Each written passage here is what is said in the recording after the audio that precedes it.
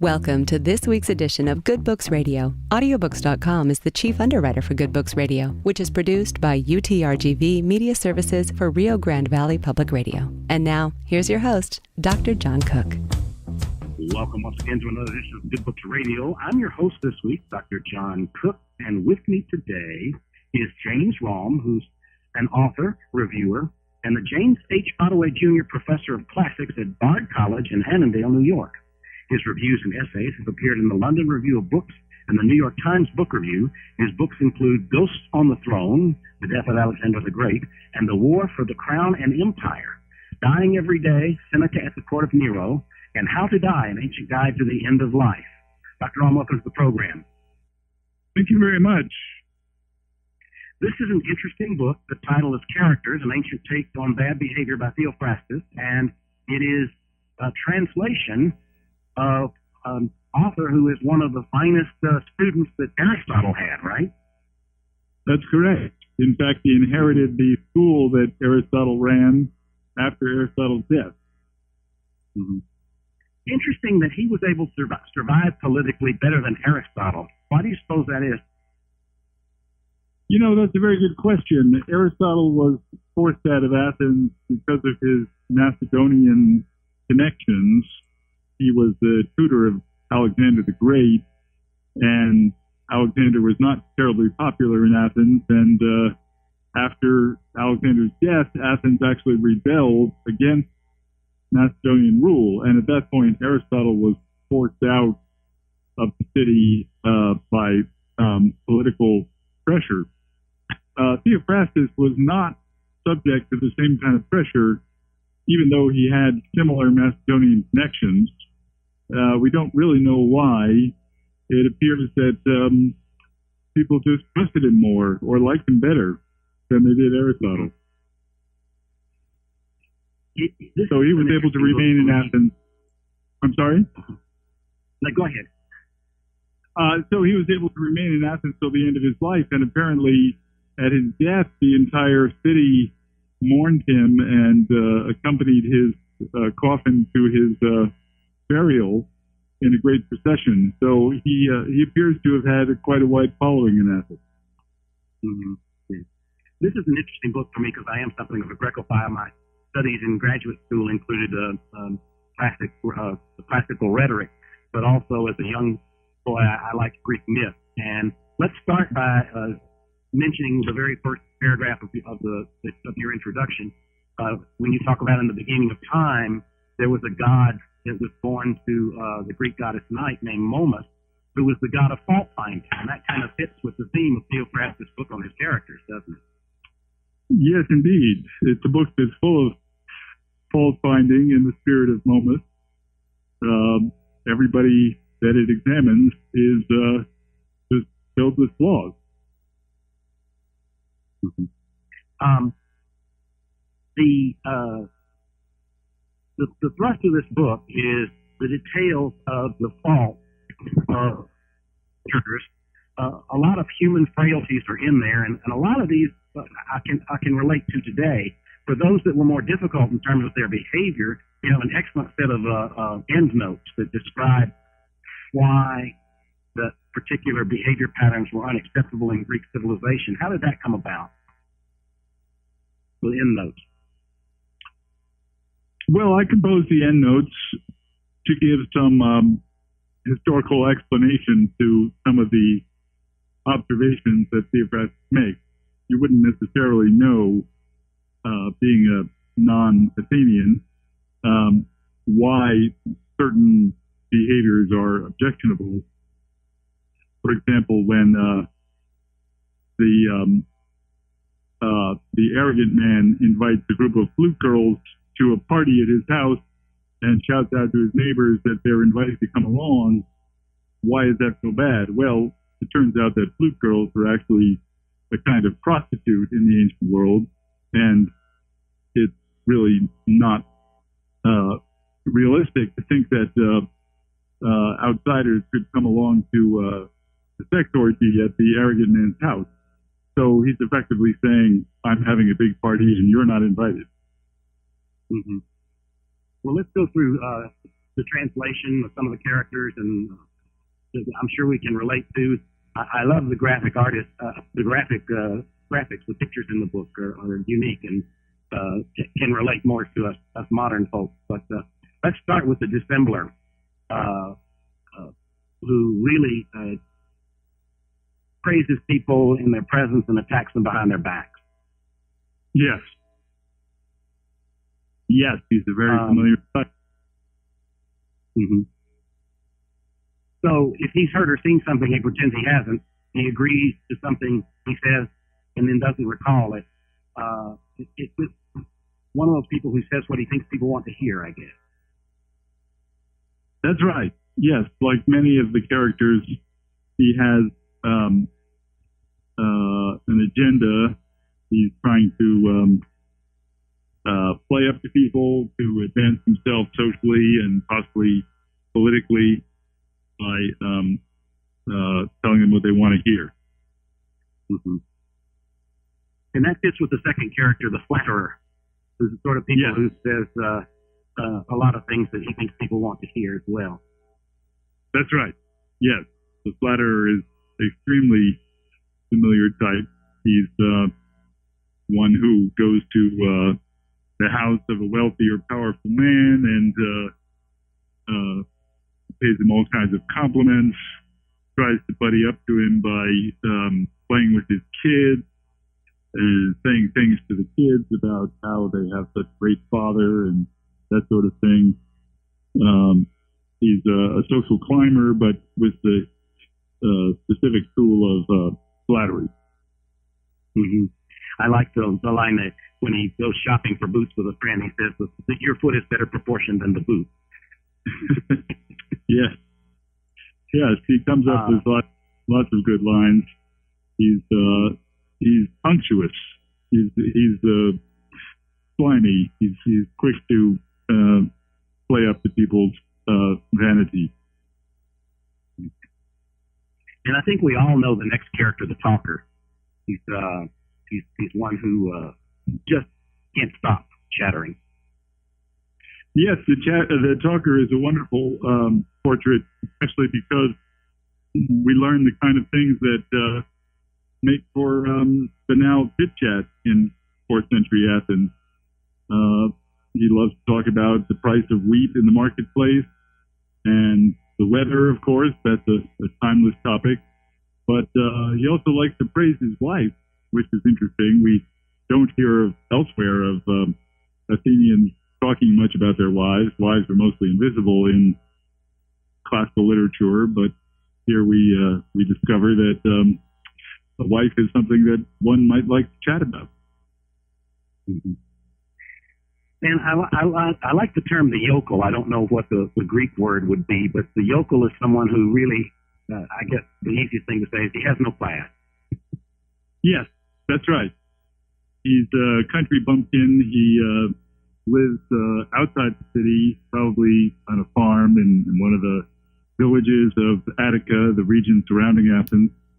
And he smells bad, and he eats bad-smelling food, and he says inappropriate things. He's just generally without breeding. Mm-hmm. And the sycophant is someone who is solicitous of everyone, who always addresses you as my good man and offers compliments as he departs. That's right. Yeah, he overlaps a bit with the flatterer, the social climber. So some of these types are very similar to one another, and they share,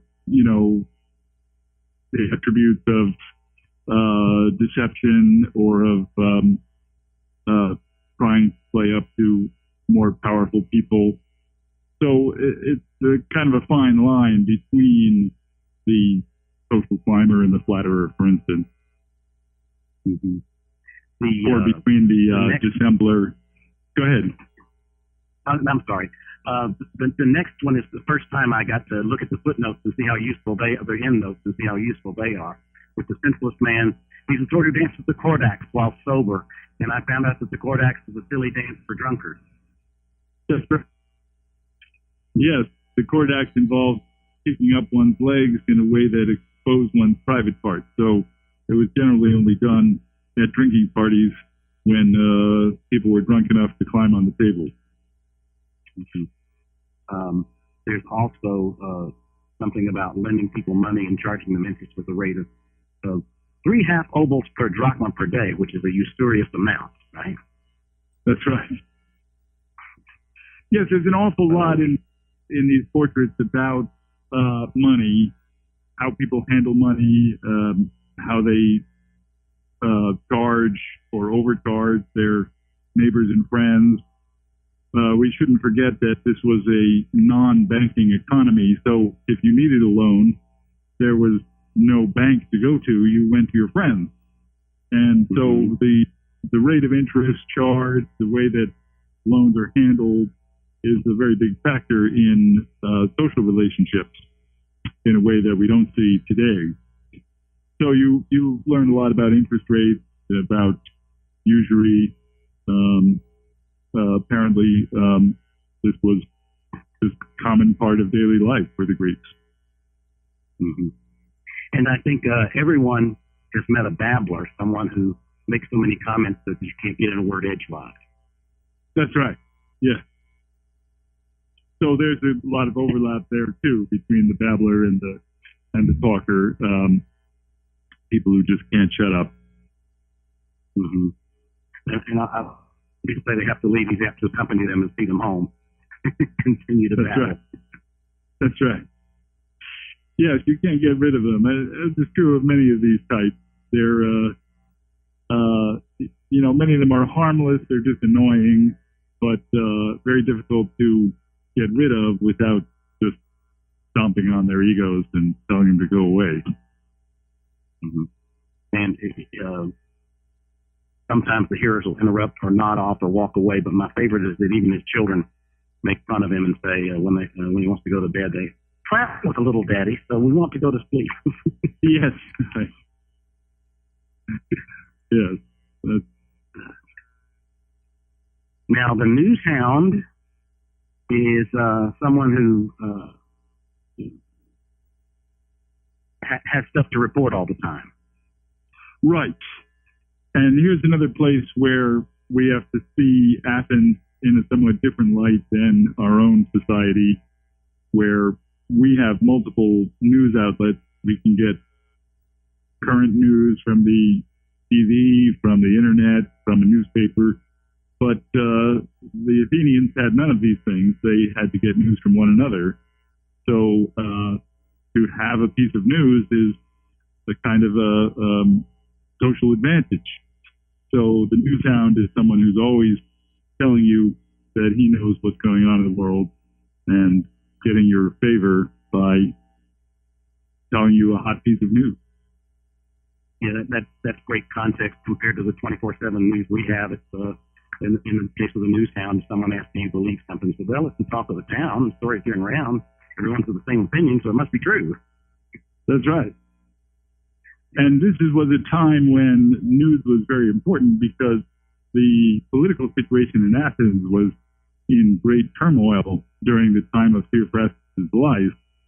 The successors to Alexander, the generals who inherited his empire, were competing for power, and Athens was one of the prizes that they were vying for. So Athens came under the rule of different generals at different times during Theophrastus' life, and the battles that were fought then were extremely consequential for Athens. So we hear of the news hound telling people the results of a recent battle that all of them would have been intensely interested in. Mm-hmm. I'm going to skip over the shameless man because I want to get to the miser, who sort of it goes back to the talk we were having about loans. He demands repayment right away at a high price, keeps count of how many glasses a person has drunk, and just really tightwad in many ways. Yes. He bangs out the bottom of the measuring cup that he uses to dole out grain to his slaves. I love that. You can just picture the concave bottom of the cup that deprives them of, a couple of extra ounces of grain. So No, this is true again of several of the characters. They have the common feature of miserliness,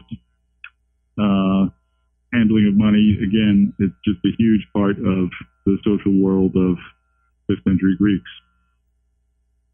Mm-hmm. He forbids his wife to lend anyone anything, and that includes items that were used for ritual sacrifices, like groats and wreaths and barley cakes. That's right. Yeah. What are the sacrificial animal rites that were common at that time? So we hear of public sacrifices that involve oxen and large animals that might feed the entire city. An individual might sacrifice rooster, perhaps, or a chicken, or a goat or a lamb. These are all common sacrificial animals. The only one that is not used generally is the pig, for reasons that are debated today. The pig was generally not thought of as a acceptable sacrificial animal. Poor much maligned pig all these years. Yeah. The obnoxious man who, when he encounters women, pulls up his clothes and flashes his genitals, applauds when everyone else has stopped. We all met somebody like this, I think. Well, hopefully we haven't all met flashers, but we certainly hear of them often enough. And yes, the obnoxious man is a flasher. It's interesting that that's just considered rude, not criminal for 4th century Athens.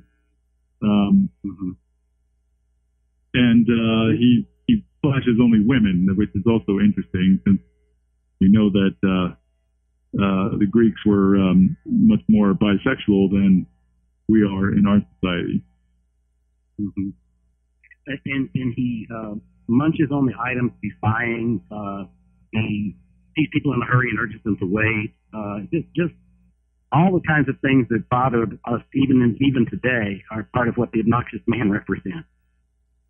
That's right. Yes, which is why this work is so charming, because we see so many familiar things. We recognize human nature staying more or less the same across 2,400 years. And I see similar qualities in the tactless man, who apparently just doesn't care what other people need, only what he needs. That's right. Yes. So the tactless man and the obnoxious man, they're close in spirit, and also the yokel. Though all three of them are just completely lacking in social grace and tact. And I like some of the examples for the tactless man. At a wedding where he's a guest, he delivers a terrible diatribe against women. For the benefit of those who listened and understood someone's presentation, he gets up to explain it all over again.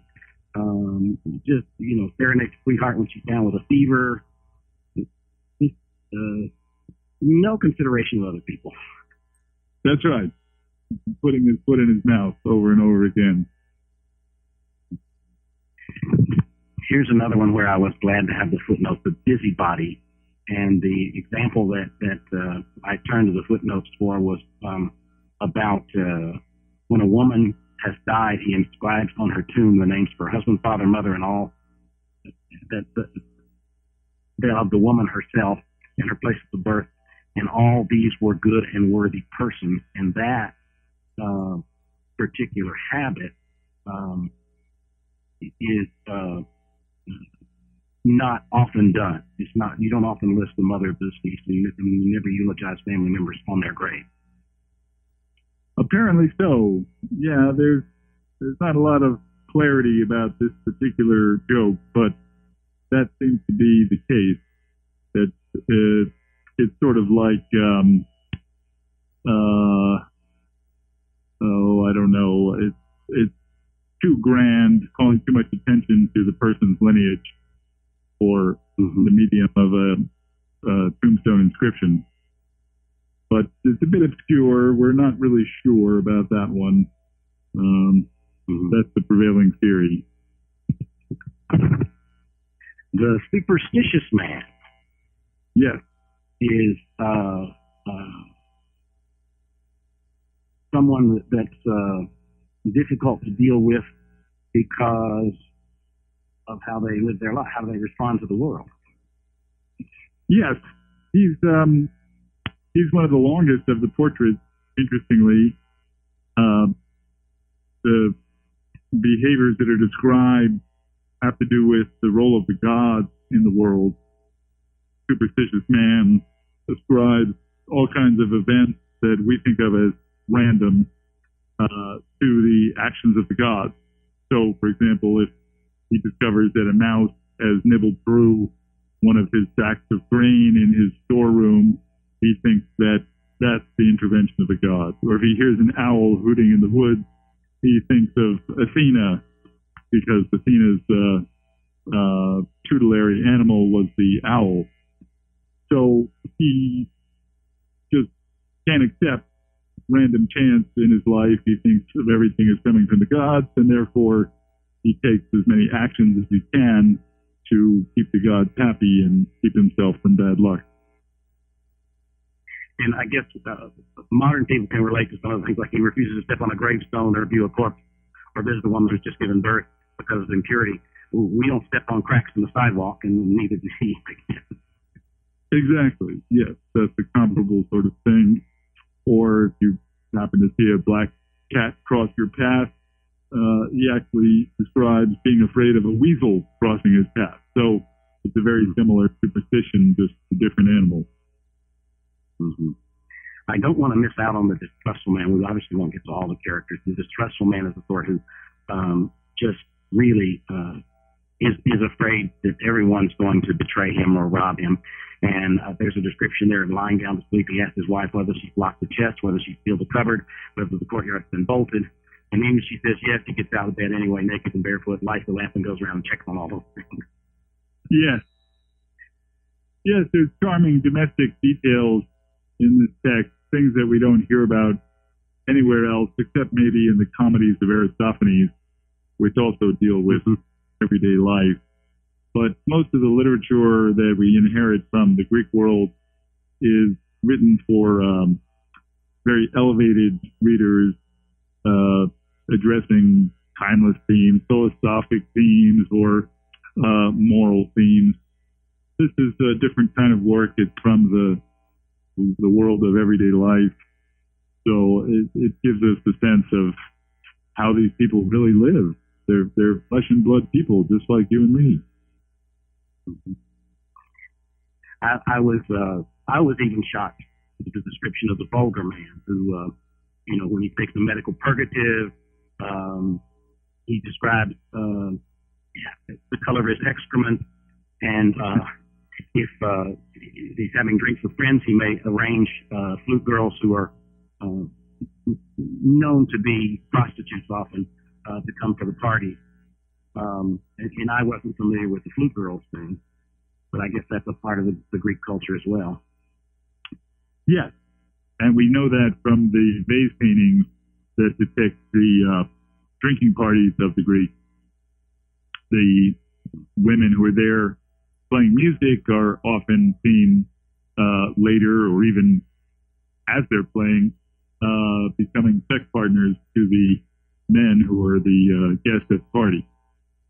So this seems to have been a common, I wouldn't call it prostitution exactly, because it's not clear that they're, exclusively sex workers, but they're available for sex at a drinking party. Mm-hmm. And I think we all know the pinch penny in every generation.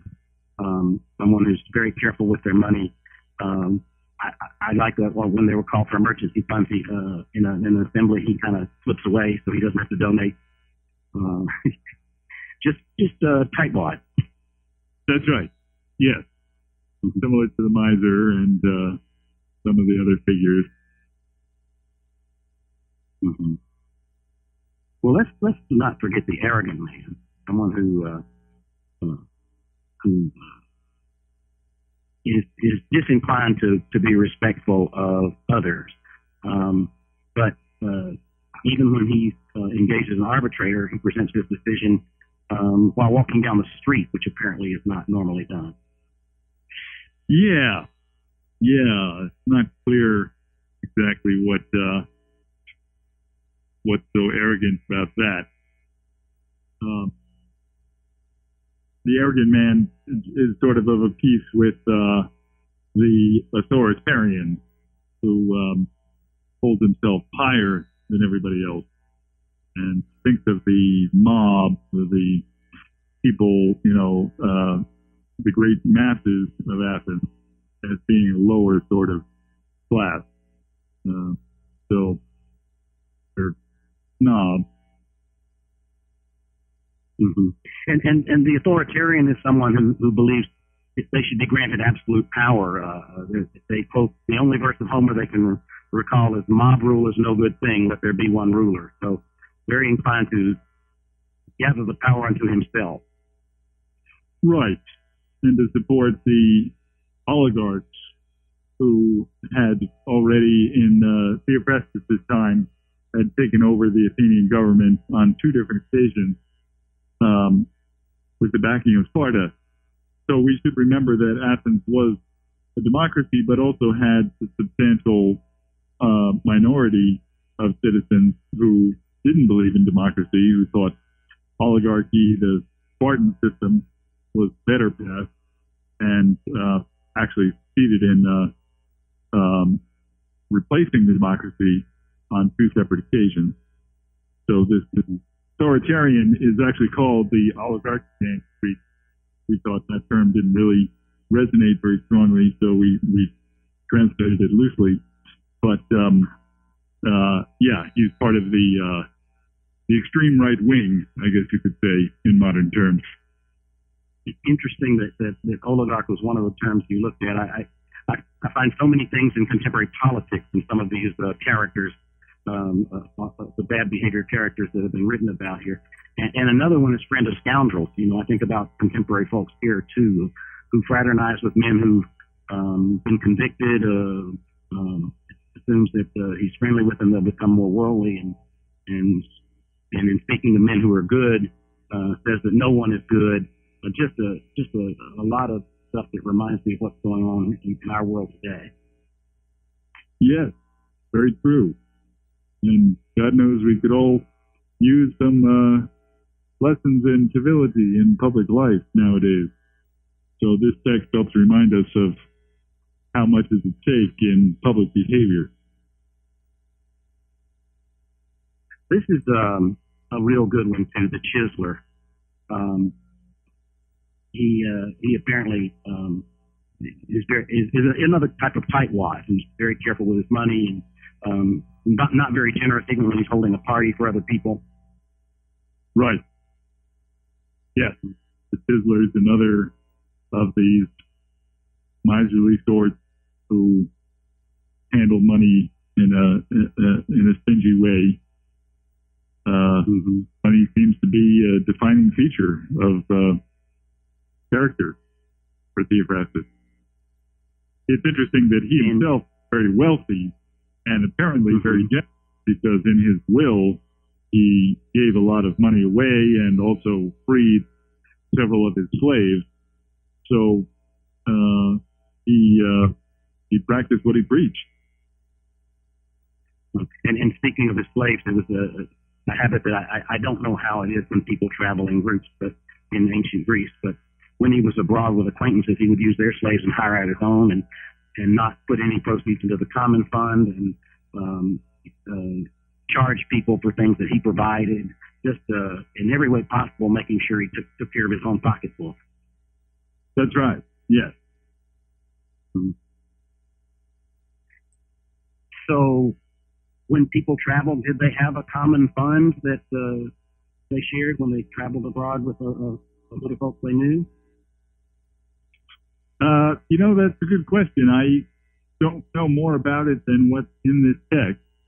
From the text, it appears that they did, but I don't know that we have other evidence for that. It's certainly the case that traveling was expensive, and was only done by people of means, and presumably pulling money was a good way to make it affordable. Well, it is an interesting read. It's a fun read, and it's an easy read. The book is Characters, an Ancient Tale on Bad Behavior. It's the work of Theophrastus. We've been talking with Dr. James Rom. He had help on this book with a translator of ancient Greek literature named Pamela Minch, and designer, illustrator, and caricaturist, and a graphic designer who put together this wonderful book by Callaway. It's called Characters. And I'm your host, Dr. John Cook. I remind you don't hear our regularly scheduled broadcast on the radio. You can get the Good Books Radio, Strong and Cook on YouTube.